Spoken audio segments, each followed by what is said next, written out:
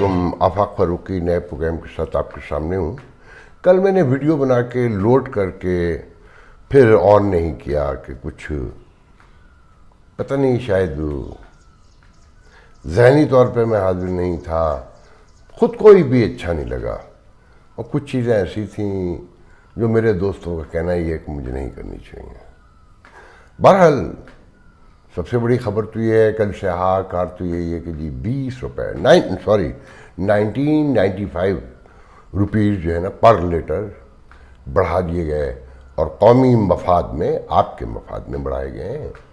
क्योंकि 75 साल आपने लूटा था, IMF प्रोग्राम आपने करवाना था, आपकी औलादों ने करवाना था, क्योंकि आप लोगों ने बोया है तो वो काटेंगे भी। तो इस लूट मार में आप सब बराबर के शरीक हैं, इदारों में, सब जगह अभी आप ही लोग काम करते हैं ना। मतलब महंगाई बढ़ती जाएगी, लूट मार भी बढ़ती जाएगी कदम कदम पर। ठीक है, वो कहते हैं ना कि जैसी नीयत वैसे फरिश्ते होते हैं, और दर्जनों मिसालें हैं। और वो भी शुक्र करें 1995 बढ़ाएँ, 20 रुपये नहीं कि रात भर सलाह मशवरे हुए, वज़ीर आज़म रोए। वो चाहते तो 20 रुपये बढ़ा सकते थे ना, मगर कौम के दर्द में सुबह फजर तक मीटिंग्स होती रहीं। और IMF से तो बहुत पहले मुआहदा कर लिया था, हुजूर जो कहेंगे, क्योंकि उन्हें तो ये पता नहीं था कि वो किसी वक्त भी IMF कह सकता है मसूर की दाल पे पैसे बढ़ाएं, पेट्रोल पे दोबारा बढ़ाएं, और ये करें और वो करें। इन्हें तो बस ये था कि बस पैसे आने चाहिए और बैंकरप्सी से बचाना है मुल्क को। इनसे कोई पूछे कि बैंकरप्सी से किसको बचाया?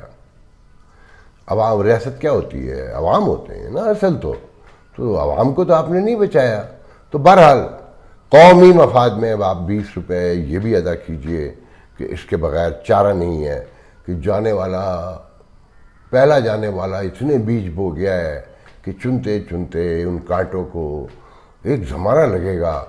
अब ये कुछ बो के गए हैं कि कोई नहीं पूछेगा कि इसहाक डार ने मुआहदा करने में अपनी अपनी ज़िद। अगर आप लोगों को, बहुत सौ को याद होगा, इन प्रोग्रामों में कहा गया था कि ये इसहाक डार अभी भी 90s में रहता है, ये समझता है ये वही IMF है, ये वही वर्ल्ड बैंक है, और ये वही ग्राउंड रियलिटीज़ हैं, वही स्ट्रेटजिक डेप्थ है, और यही वही अफगानिस्तान है, वही पाक अमेरिका ताल्लुकात हैं, और वही इंडिया के रोने धोने हैं, और इंडिया भी वही है जो 90s में जैसा पाकिस्तान था।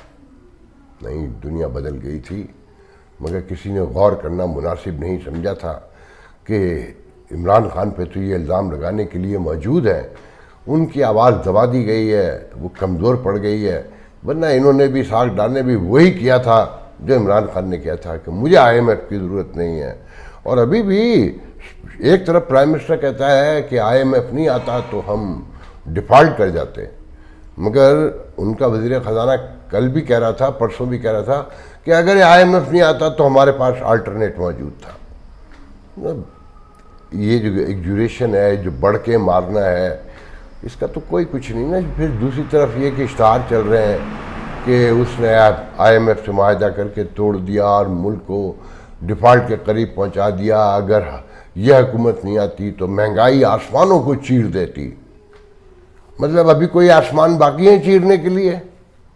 अब तो यही है कि IMF को बुलाइए, आप उनके साथ मिलके छुरा लेके निकलिए, और जहाँ गरीब आम आदमी मिले दूर से पता चल जाता है वो तो कि इस मुल्क में क्लासिफिकेशन बहुत वाज़ेह हो गई है कि ये गरीब आ रहा है, ये अमीर आ रहा है, उनके हुलिये, उनके रुतबे, उनका स्टाइल, उनका रख रखाव, रहन सहन सब मुकम्मल अलग है।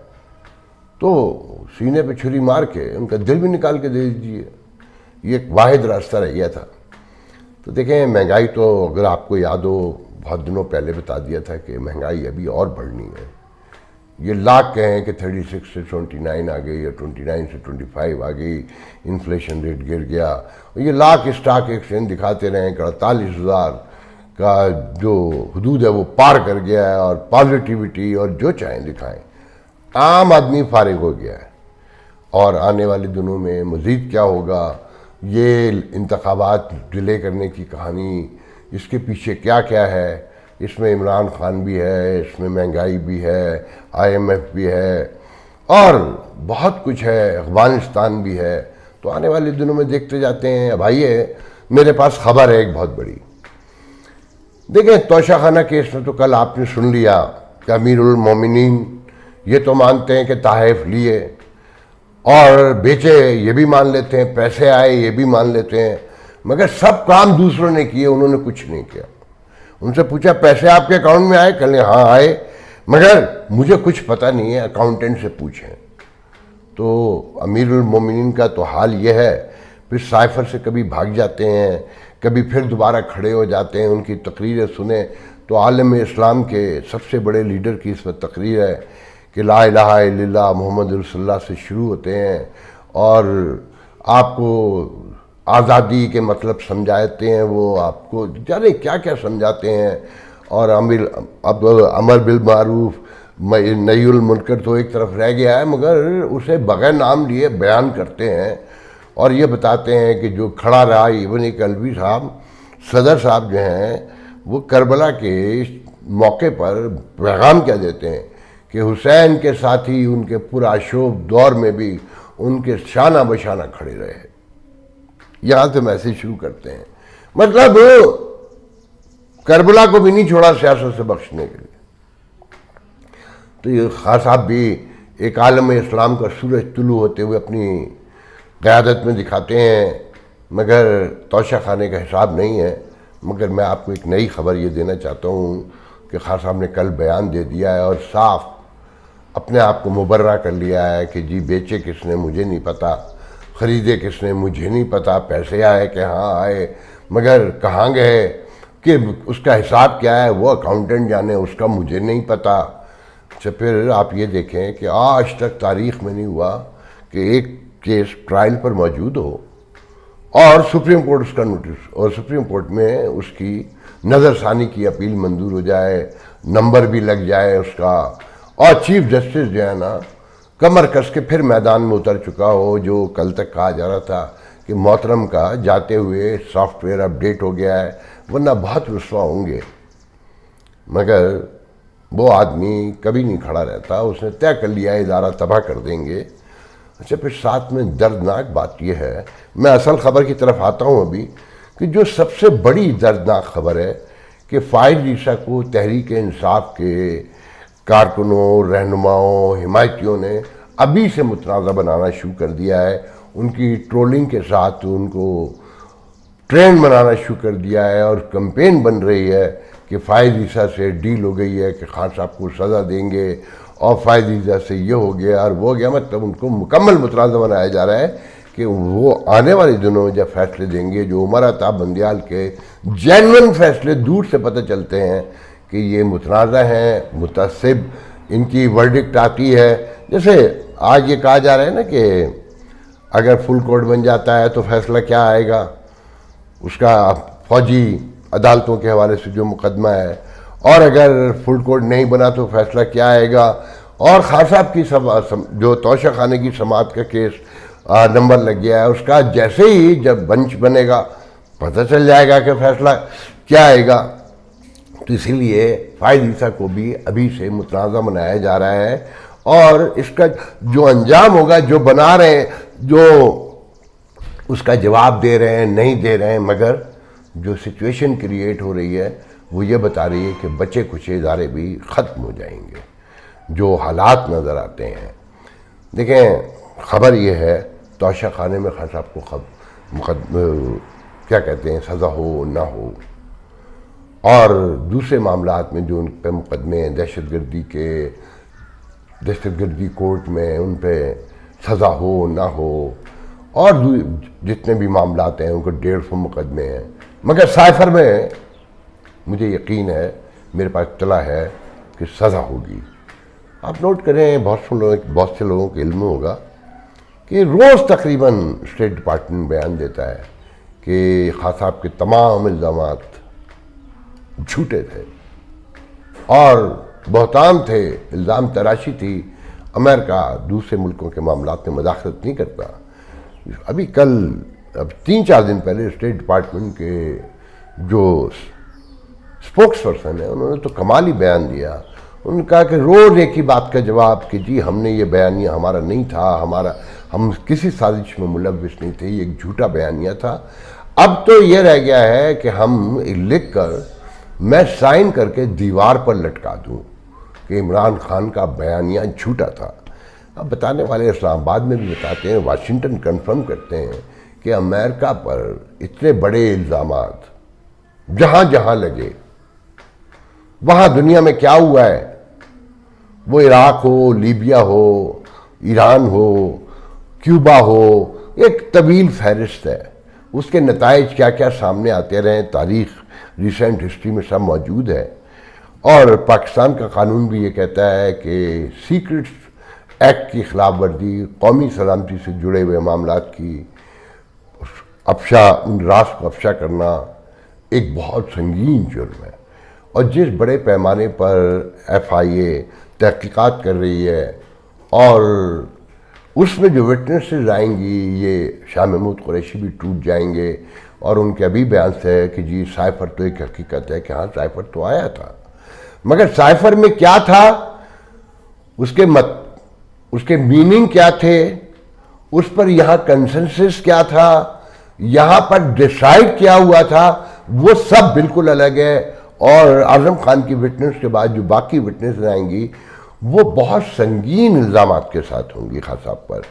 تو بتایا جاتا ہے کہ خان صاحب کو سائفر کیس میں بھی سزا ہوگی اور باقی کسی کیس میں ہو یا دیکھیں جی. آخر میں اب میں صرف بالکل نہیں بولا بھاولپور یونیورسٹی سانحہ پر. بھاولپور سانحہ تو بہت سے لوگوں کو یاد ہوگا, میری عمر کے لوگوں کو, کہ ضیاء الحق کا جہاز اسی سراؤنڈنگ میں گرایا گیا تھا, طے شدہ تھا, اور وہ سانحہ بھاولپور کہلایا. مگر میرے نزدیک وہ سانحہ نہیں تھا. نصرت بھٹو مرحومہ نے اس دن اس سانحے پہ کہا تھا کہ آج یہ آسمان مجھے کھلا کھلا لگتا ہے, آج ایک سانس لینے کو دل چاہتا ہے, ہوائیں کہتی ہیں کہ آج آپ ہمیں اپنے خوشی سے بھر سکتے ہیں اور نکال سکتے ہیں. تو میں نے بھی اس سانحے کو, بہت چھوٹا تھا میں, مگر ایسے ہی دیکھا تھا. کسی کے مرنے پہ خوشی نہ کریے کہ سجنا بھی مر جانا. مگر بات یہ ہے کہ مظالم کی ایک تاریخ ہے, ایک ہسٹری ہے, اس کے بیک گراؤنڈ میں پھر اس کا ایک نتیجہ بھی ہے, رزلٹ بھی ہے, ایک احساس بھی ابھرتا ہے. بہرحال سانحہ بھاولپور یونیورسٹی جو ہے اس کو جتنا پڑھیے, جتنا سمجھیے, جتنا جانیے, آنکھیں باہر نکل آتی ہیں خوف سے. اس ملک میں, اس معاشرے میں, اس خطے میں عورت کو تو ابھی پہلے ہی انسان تسلیم نہیں کیا گیا کہ وہ ماں ہے, وہ بیٹی ہے, وہ بہن ہے, بیوی ہے, محبوبہ ہے, بھانجی ہے, بھتیجی ہے, اور درجنوں رشتے ہیں, مگر انسان نہیں ہے ابھی. آپ کہیں سے جا کر دیکھ لیں, نوٹ کر لیں, یہ جو آپ کو ماڈرن, لبرل, سیکولر, بہت آج کی تہذیب سے جڑی ہوئی عورتوں سے لے کر جہاں تک چلے جائیے, اس خطے میں بات کر رہا ہوں, آزادیوں کے حوالے سے بہت پیچھے تھیں. اور پھر فیس بک, سوشل میڈیا کے آنے سے پتہ چلا کہ ہماری عورت جیسے آج سے 50 سال پہلے قید تھی, وہ آپ کو نظر آتی ہے کہ باہر, مگر باہر نہیں ہے. بڑی مشکلوں سے اس کو پڑھنے کی اجازت ملنا شروع ہوئی تھی. اور جس علاقے میں یہ سانحہ ہوا ہے, آپ نوٹ کریں کہ معاشرہ کھل رہا تھا کہ یونیورسٹی میں وہاں پڑھنے کے لیے, اور اکثر پنجاب میں یونیورسٹی میں پڑھنے کے لیے لڑکیاں مختلف گاؤں, دیہاتوں, ٹاؤن, قصبے سے آتی ہیں اور ہاسٹل میں رہتی ہیں. اور بھاولپور یونیورسٹی کے حوالے سے تو کہا جاتا ہے کہ ایک بڑی اکثریت ہاسٹلز میں رہتی تھی. اس کے کانسیکوینسز, اس کے نتائج بہت سنگین ہوں گے, اور اس کا نشانہ پھر ایک بار عورتیں بنیں گی. اس سے درد کی اور دکھ کی بات یہ ہے کہ جہاں اس پر بحث ہونی چاہیے اس انٹلیکچوئل فورمز پر کہ یہ سانحہ ہوا کیسے اور اندرون خانہ ہو کیا رہا ہے اس ملک میں, اور یہ سماج جا کہاں رہا ہے, اگر اس پہ بحث نہ ہوئی, اسے کنکلوڈ نہ کیا گیا, اس کے کانسیکوینسز پہ غور نہ کیا گیا, تو آنے والے دنوں میں اس سے بھی بڑے بڑے خدا نخواستہ سانحات نہ دیکھنے کو مل جائیں. آج کے لیے اتنا بہت ہے, انشاءاللہ کل آپ سے گفتگو ہوگی. اللہ حافظ.